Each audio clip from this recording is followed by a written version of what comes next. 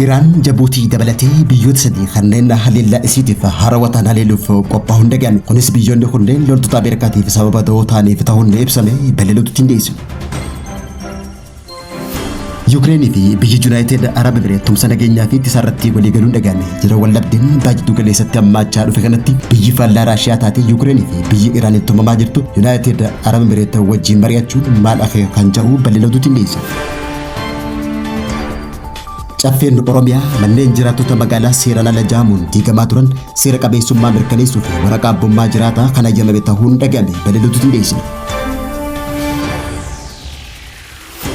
Ameerikaan samii Iraan to'attee kan jirtu hoggaa ta'u Iraan ammoo waan isaan jala jiru hunda to'achuun dhagame. Lolli ji'a tokkoof itti fufe kun yeroo ammaan tana bifa haaraan jalqabuun yaaddoo idil addunyaa ta'uun dhagame bal'ina oduu tindeessina.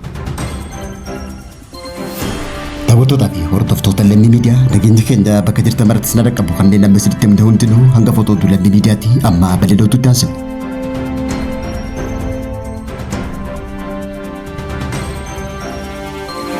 Eedonni warraaqsa Iraan biyyoota haleellaa isaaniitiif haarawwataan kanneen qondaaltotaa fi loltoota Ameerikaa if keessaa qaban haleeluuf itti qophooftee beeksisaa jiraachuun dhaga'ame. Tarree biyyoota haleellaaf xiyyeeffannoo keessa galanii tana keessatti buufanni xiyyaaraa idil addunyaa Jabuutii ba'a Afrikaa keessa jiru magaalaa guddoo Libaanos Beeruutii fi magaalaa guddoo Siiriyaa Damaasqoon kan hammatu hoggaa ta'u Iraan bakkeewwan kanneen humnoota Ameerikaa Riippaabilika Islaamaa haleeluuf gaaddisa kennaa waan jiraniif rukutuuf karoorfachuu isii dhaga'ame. Akka buufanni televezyiinii Biriteen 124 gabaasetti biyyoonni sadeenu haleellaa Iraan marsaa itti aanutti karoorfamuun dhaga'ame. Iraan kanaan dura buufata waraanaa fi qabeenya tarsiimoo Ameerikaa 13 baajiddu galeessaa keessatti barbadeessuun yaadatama. Gabaasa ammaa kanaan wal qabatee gaazexaan New York Times akka gabaasetti buufataaleen waraanaa Ameerikaa naannoo san jiran hundi tajaajila ala waan turaniif loltoonni Ameerikaa hoteelotaa fi iddoowwan dho'isaa adda addaatti koluu galtummaan jiraachaa jiraachuun dhaga'ame. Balaan haarawaa kun keessumattuu Jabuutii fi biyyoota naannichaa balaa nageenyaa guddaa biyyoota naannichaatti balaa nageenyaa guddaa jaamee yaaddoon kan uume yoggaa ta'u ejjennoon waraanni Ameerikaa naannicha keessatti qabu laafaa dhufuu fi weerara Iraan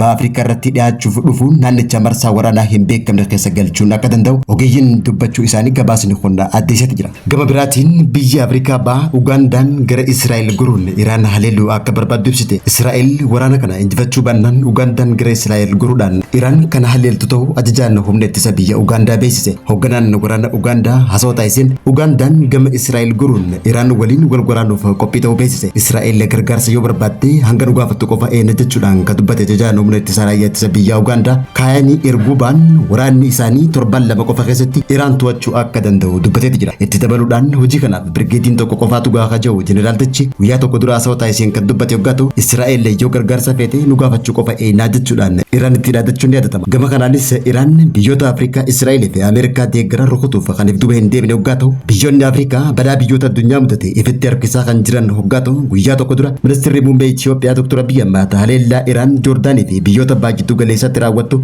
kan balaaleffatu ta'uu mootii biyya Joordaan Abdallaa timuun ni yaadatama.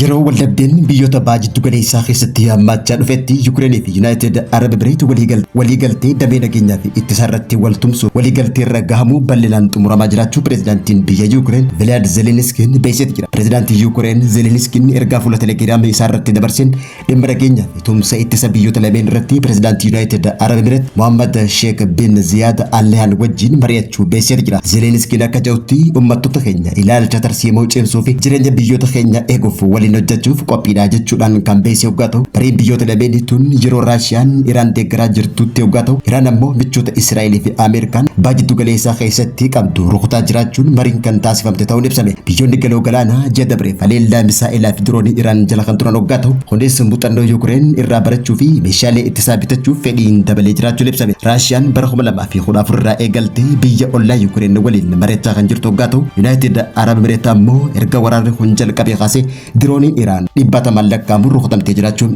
gabaafame. Biyyi faallaa Raashiyaa Yuukireenis diroonii Raashiyaatiif boombii Raashiyaa kumaataman kan lakkaamuun hoggaa leelamtu. Sababa kanaan ammoo Yuukireen meeshaalee diroonii ammayyaa dirree irratti qorataman oomishuuf addunyaa irratti adda duree ta'uun dhaga'ame. Mariin amma Yuukireenii fi biyyoonni baajiddu galeessaa Iraan tumamaa jiran waliin eegaltatuun muuxannoo meeshaalee diroonii fi gurgurtaa meeshaa waraanaatiin kan wal qabatu hoggaa ta'u kunis lola baajiddu galeessaa keessatti qabatee shidaa jiru daran kan hambeessu ta'uun ibsameeti jira. Caffeen Oromiyaa walgahii marsaa jaffaa bara hojii shanaffaa yaa'ii idilee sadaffaa bitootessa kudhan bara 2018 torban dabre kana taa'ee tureen qajeelfama haarawaa raggaasisuun dhagame. Caffeen Oromiyaa qajeelfama haarawaa fooyyeessa kanaan waajjira lafaa fi iizii lafa magaalaa haala misooma magaalaatii fi bu'uuraalee misoomaa biroo irratti dhiibbaa hin geessifne qajeelfama misooma magaalaa galmaan ga'uu akka qabu ibse. Misooma magaalaa galmaan ga'uu akka qabanii fi seera qabeessummaa manneen magaalaa akka hayyamamu ibsee jiraachuun dhagame. Bulchiinsi magaalaa keessatti waajjiraaleen bulchiinsa lafaa adeemsa kan akka hordofanii fi hojiirra kan oolchan ta'uu qajeelfamni kun kan ajajamuu ta'u iyyattoonni iyyanni isaanii guyyaan itti dhiyeeffatan beeysaa akka deebanis beeksisee jiraachuun dhagame. Waajjiraaleen bulchiinsa lafaa magaalaa iyyatan irratti hundaa'uun ogeessota muudanii bakka sanitti erguun bakka manni kun pilaanii magaalaa wajjin wal simu ta'uu erga beekaniin booda adeemsa mana isaanii seera qabeessa taasisuu fi waraqaa ragaa abbummaa kan kennaniif ta'uu ajajee jiraachuun dhagame. Qajeelfamni kun bal'inaan mana jireenyaa seera qabeessa ta'e tokko iskweer meetiraa yoo safaramee fi gibiraa fi istaandaardii lafa magaalaa kan caalu yoo ta'e lafti sun gara baankii lafaatti deebi'uu akka qabu sobachiisee jira. Hojiin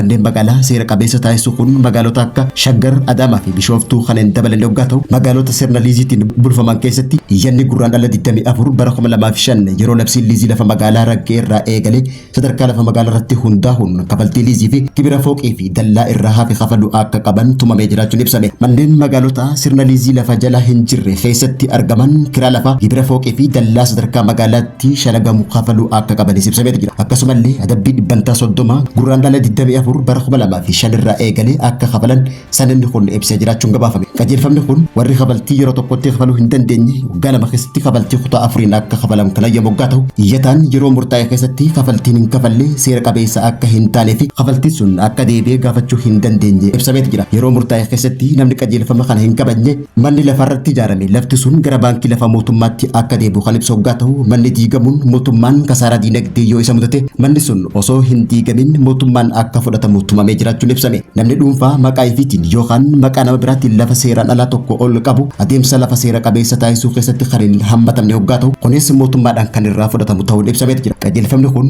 adeemsa manneen seeraan alaa kana gara sadarkaa seera qabeessatti deebisuun waggaa tokko keessatti xumuramuu akka qabu ibsamee jira. Harkifannaa kamiifuu bulchitoonni aanaa kantiibaa magaalotaatii fi caasaan bulchiinsa lafaa mootummaa sadarkaan jiran itti gaafatamummaa kan fudhatan hoggaa ta'u Inistituutii Pilaanii Magaalaa Naannoo Oromiyaa gama biraatiin biiroon bulchiinsa lafaa waliin qindoominaan hojjechuun milkaa'inaan hojii mirkaneessuu akka qabuu fi qajeelfamni kun sirnaan hojiirra ooluu akka qabu hordofaa jiraachuullee beeksise. Lolli ji'a tokkoof itti fufee jiruun yeroo ammaan tana lolli kun bifa haarawaan baay'ee galeessaa keessatti hammaachaa dhufuun ibsame. Ameerikaa fi Israa'el lola jabaa yaaddoo idil addunyaa ta'e Iraan irratti kan jalqaban yoo ta'u Iraan lola kanaaf deebii laattuun baay'ee galeessaatti babal'iftee jiraachuun ibsame.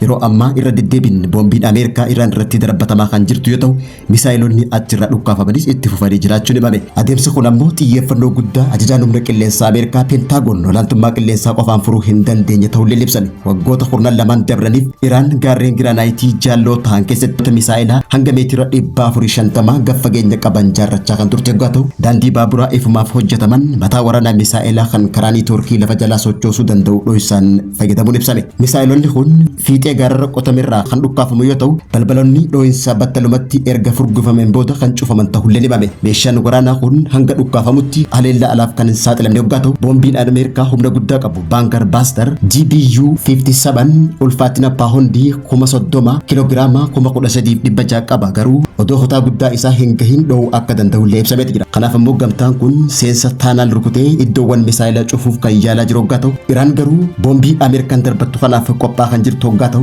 injiinaroonni giraanaayitii caccabaa qulqulleessan sa'aatii muraasa keessatti dhaabbatichi akka deebi'ee hojjetu gochuu akka danda'anis gabaasni odeeffannoo Reuters WSG'n baasee mul'isee jira. Daawwattoota fi hordoftoota lammii miidiyaa oduun yeroo kanaaf qabnu kan gammachiisan biraan gaa turre turtii gaarii.